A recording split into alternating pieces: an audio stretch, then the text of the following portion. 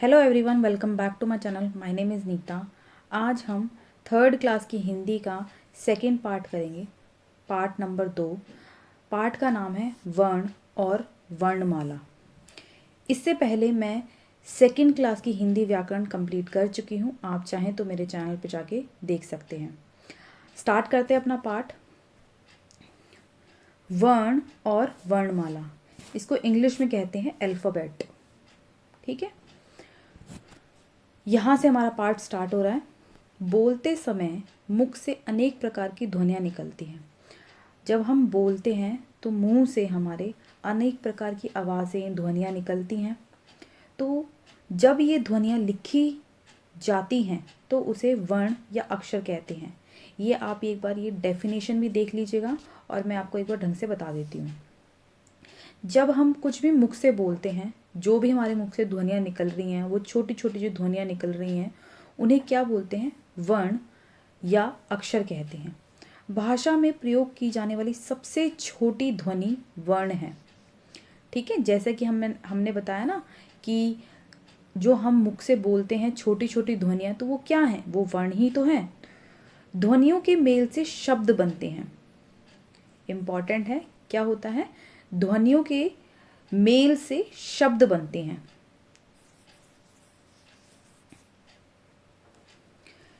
यहाँ देखेंगे अब चित्रों के नीचे लिखे गए शब्दों और वर्णों को ध्यानपूर्वक देख पढ़िए। क्या है? यहाँ पर कुछ चित्र दिए गए हैं। देखिए, ये है केला और ये है घोड़ा।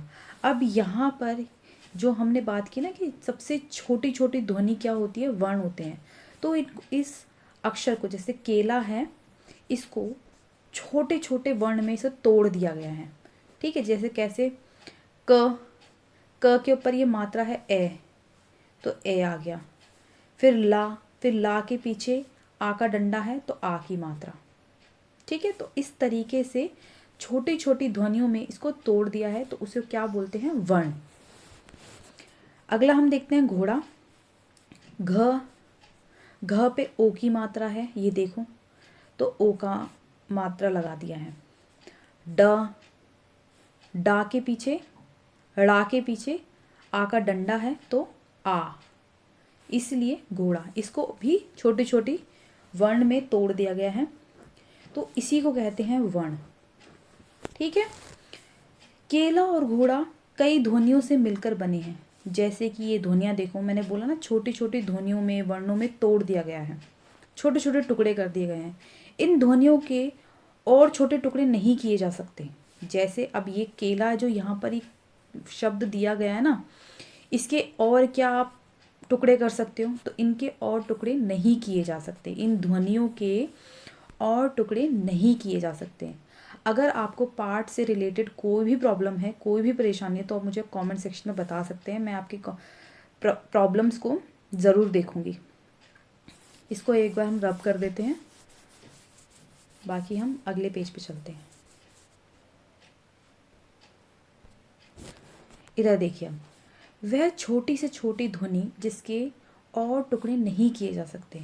जैसा कि हम पढ़ रहे हैं ना अभी, जैसे ये केला हमने देखा, फिर इसका क प्लस ए प्लस ल प्लस आ, इसके और कितने टुकड़े करोगे? अब आप इसके टुकड़े हो ही नहीं सकते हैं। तो वही बात कही गई है कि वह छोटी से छोटी ध्वनि जिसके और टुकड़े नहीं किए जा सकते, वो होते हैं वर्ण। आई होप आपको ये चीज़ क्लियर हो गई होगी। आगे बढ़ते हैं।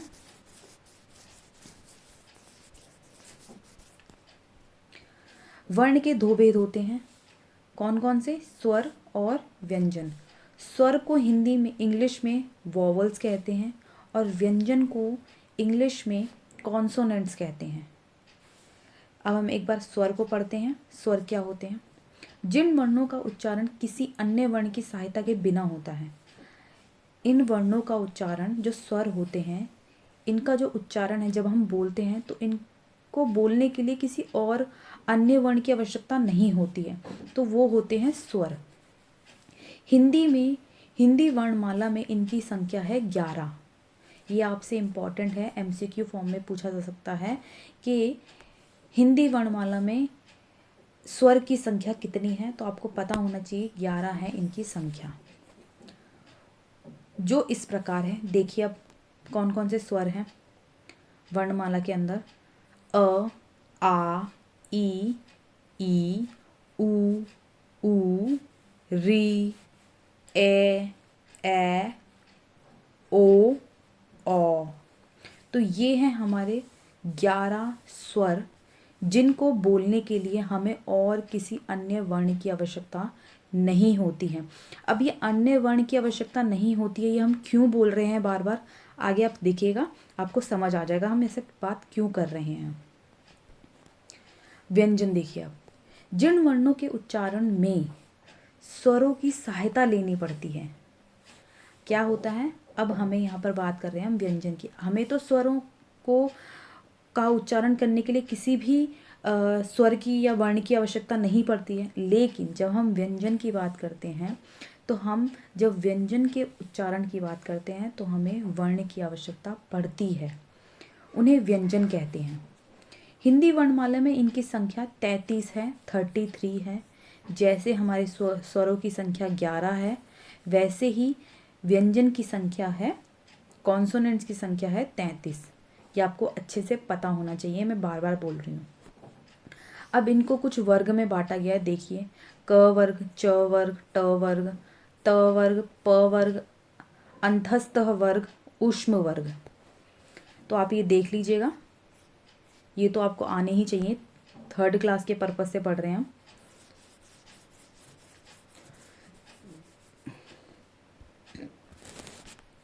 बच्चों, सभी वर्णों के व्यवस्थित समूह को क्या कहते हैं, वर्णमाला। अब ये देखो, स्वर हो गए 11, व्यंजन हो गए 33, ठीक है। अब इनके और इनके एक व्यवस्थित समूह को क्या कहते हैं, वर्णमाला,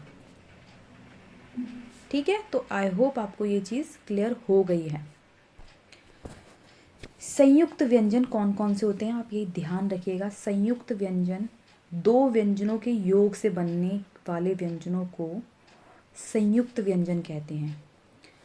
इनकी संख्या है 4 संयुक्त व्यंजन हैं। कौन कौन से हैं, देखो, इसमें बोला गया कि 2 व्यंजनों के योग से, 2 व्यंजनों के योग से जो व्यंजन बनता है उसको क्या कहते हैं, संयुक्त व्यंजन। कौन कौन सा है, ये है श, ज्ञ, त्र और श्र। अब ये श्र है जो, इसको देखो, क व्यंजन से बन रहा है ये, और श व्यंजन से बन रहा है। तो इसका बन रहा है, ये शब्द बनाया गया और कुछ नहीं बनाया गया। बाकी इनको जब हम बोल रहे हैं, जब इनका उच्चारण कर रहे हैं, तो ये ऐसे निकलता है, मतलब लिखते समय ज्ञान, ज और ये अणा खाली, इसके योग से बना है ज्ञ, ज्ञ से ज्ञानी। ऐसे ही त्र है, त और र के योग से बना है, और श्र है, श और र के योग से बना है। तो आपको ये इतना तो खैर डिटेल में कोई नहीं पूछेगा, लेकिन आपको इतना पता होना चाहिए कि संयुक्त व्यंजन 4 होते हैं, और कौन कौन से होते हैं आपको ये भी पता होने चाहिए, और ये डेफिनेशन तो इम्पॉर्टेंट है ही, ठीक है। तो आई होप आपको ये चीज़ समझ आ गई है। आगे बढ़ते हैं हम अतिरिक्त व्यंजन। देखिए अब आप, संयुक्त व्यंजन 4 होते हैं, अतिरिक्त व्यंजन 2 होते हैं। एज सिंपल एज दैट, ज़्यादा डिफ़िकल्ट बनाने की चीज़ों को ज़रूरत नहीं है। कौन कौन से हैं, जो हम ड़ पढ़ते हैं और ढ पढ़ते हैं, ये हैं हमारे संयुक्त व्यंजन, अतिरिक्त व्यंजन, सॉरी, ये हैं हमारे अतिरिक्त व्यंजन। अतिरिक्त व्यंजन कहलाते हैं ड और ड़, ड़ और ढ। इन 2 वर्णों से कोई भी शब्द आरंभ नहीं होती हैं। अब इनकी विशेषता क्या है, देखिए, इन 2 शब्दों से कोई भी शब्द आरंभ नहीं होते, शुरू नहीं होते हैं। ये शब्द के बीच में या अंत में आते हैं, या तो शब्द के बीच में आएंगे या अंत में, आखिर में आएंगे। जैसे ये देखो, सड़क बीच में आया है, पढ़ना बीच में आया है। तो इसी तरीके से बोला गया है कि या तो ये जो ड़ और ढ हैं, या तो ये बीच में आएंगे या अंत में आएंगे, इससे कोई भी शब्द शुरुआत नहीं होती है। तो ये आपको पता होना चाहिए। आयोगवाह, आयोगवाह शब्द अक्षर वर्ण कौन से होते हैं? देखो, अंग और अह। देखो ये है अह, ओ सॉरी, अंग और अह, तो इनसे वर्ड शब्द बनते हैं अंक और अतः। ये भी आपको पता होना चाहिए कि अयोगवाह शब्द कौन कौन से हैं, अक्षर कौन कौन से हैं, अंग और अह। ठीक है, तो आई होप आपको इनको समझने में दिक्कत नहीं आ रही है। आगे बढ़ते हैं हम। मात्रा। अब जो जितने भी स्वर होते हैं उनकी अपनी एक मात्रा होती है, लेकिन अगर हम अ अक्षर की बात करें, अ वर्ण की बात करें, अ, तो इनकी अपनी कोई मात्रा नहीं होती है। अ के अलावा प्रत्येक स्वर का एक निश्चित चिन्ह होता है, तो उनको हम क्या कहते हैं? इन्हें व्यंजनों के साथ लगाया जाता है। ये चित्र मात्रा कहलाते हैं। अब मैंने जैसे कि कहा कि अ के साथ कोई मात्रा नहीं होती है, लेकिन जो बाकी स्वर होते हैं, जैसे कि यहाँ पर देखो, ये जितने भी स्वर हैं, इसको हटा के, अ को हटा के, ये जितने भी स्वर हैं इनकी अपनी एक मात्रा है। इसका भी देखो उपयोग क्या है, मैं आपको बताती हूँ अच्छे से। इसका उपयोग क्या है? जब हम व्यंजनों का उच्चारण करते हैं, प्रत्येक व्यंजन के उच्चारण में अ का स्वर आता है। जैसे कि जब हम बोल रहे हैं क, तो अ आ रहा है ना, देखो, ख, ग, तो ऐसे जितने भी व्यंजन हैं उनका उच्चारण करते समय हमें अ स्वर की आवश्यकता पड़ती है। उनको मिला के ही हम पढ़ पाते हैं, उच्चारण कर पाते हैं। जैसे क प्लस अ क, ख प्लस अ प्लस ख, ग प्लस अ इक्वल्स टू ग। तो यहाँ देख लीजिए आप, जैसे च प्लस अ, च, म प्लस अ, म। तो जितने भी व्यंजन हैं इन सब का उच्चारण करते समय हमें अ स्वर की आवश्यकता पड़ती है। स्वरों की मात्राएं और मात्रा युक्त व्यंजन इस प्रकार हैं। देखो, स्वरों की मात्राएं देख लीजिए अब आप, कौन कौन सी होती हैं। देखो, जो अ की तो मैंने जैसे बताया मात्रा नहीं होती है। आ की मात्रा देखो ये होती है डंडा। ई की मात्रा ऐसी होती है, छोटी ई की। बड़ी ई की ऐसी होती है, पीछे से लगाई जाती है। छोटे ऊ की इस तरीके की, बड़े ऊ की इस तरीके की, ऋषि की इस तरीके की, छोटा ए, बड़ा ए, छोटा ए और बड़ा ए, ये देख लीजिए आप। इनको प्रोनाउंस करने का तरीका, जब हम छोटा ए बोल रहे हैं तो हम इस तरीके से बोलेंगे, कैसा, या नहीं सॉरी, केवल, ये हमने बोला केवल। ठीक है, जस्ट मैं एग्जाम्पल दे रही हूँ आपको, उदाहरण दे रही हूँ। ठीक है, तो ये हो गया हमारा केवल, हमने सीधा सीधा बोल दिया केवल। अब मैंने बोला है लिखो कैसा, तो ये हो गया कैसा। जब हम किसी मात्रा पे ज़्यादा जोर डाल रहे हैं तो मतलब कि बड़े ए की, बड़े ओ की, बड़े ऊ की ऐसी मात्राएं आएंगी। आपको पता होना चाहिए, जब हम कोई भी मात्रा में जब हम ज़्यादा जोर डालते हैं, ठीक है, ऐसी बड़ी ई और छोटी ई में भी होता है। जब हम छोटी ई की बात कर रहे हैं तो हल्का सा बोलेंगे किसान, किसान। लेकिन जब हम बड़ी ई की मात्रा की बात कर रहे हैं तो हम बोलेंगे वकील, वकील। आप शब्द का वो देखो, उच्चारण देखो, आप भी शब्द बोल के देखिएगा तो आपको समझ आएगा कि मैं किस बारे में बात कर रही हूँ। छोटे ओ की मात्रा देख लो, एक आएगी डंडे के साथ, और बड़े ओ की मात्रा आएगी डंडे के साथ डबल मात्रा आएगी, दो मात्राएं आएंगी।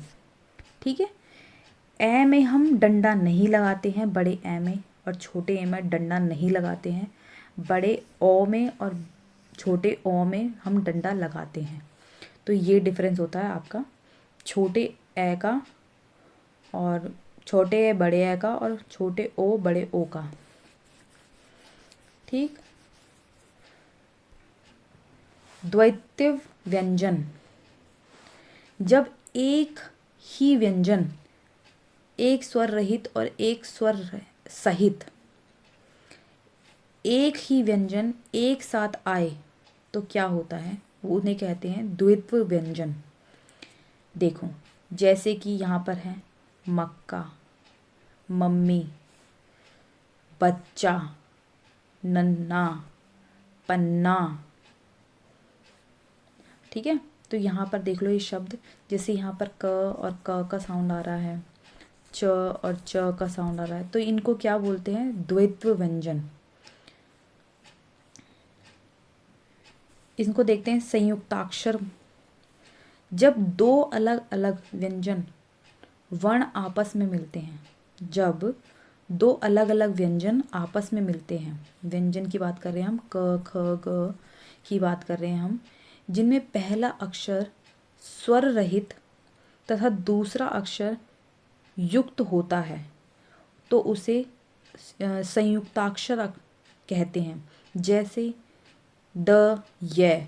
अच्छा, जैसे यहाँ पर देखो विद्या, यहाँ पर जहाँ पर ऐसे ये वाला जहाँ पर ये आ जाता ना, तो वहाँ पर होता है संयुक्ताक्षर, उसे संयुक्ताक्षर ही कहते हैं। ठीक है, तो आई होप आपको ये चीज़ क्लियर हो गई है। जब यह हमारा हो गया है, अनुस्वार और अनुनासिक देख लेते हैं हम।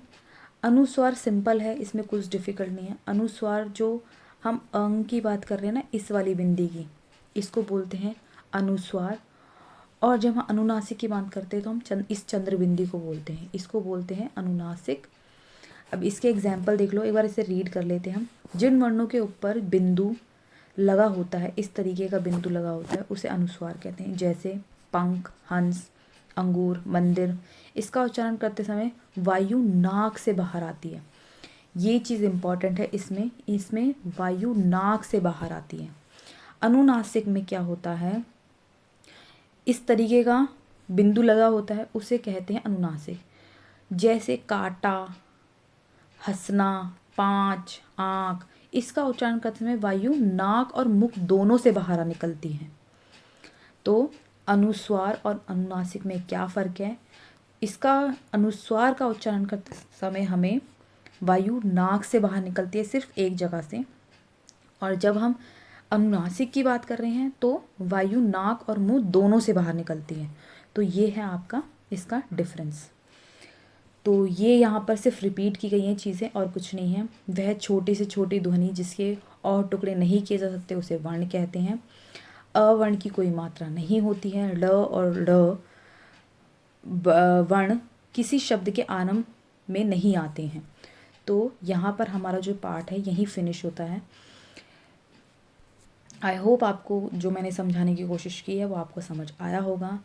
एक बार में वीडियो समझ में नहीं आती है, प्लीज़ आप सेकंड टाइम देखिए, थर्ड टाइम देखिए। कोई भी प्रॉब्लम हो तो मुझे कमेंट सेक्शन में ज़रूर बताइएगा कि आपको यहाँ प्रॉब्लम आ रही है, तो मैं आपके कमेंट्स ज़रूर लूँगी।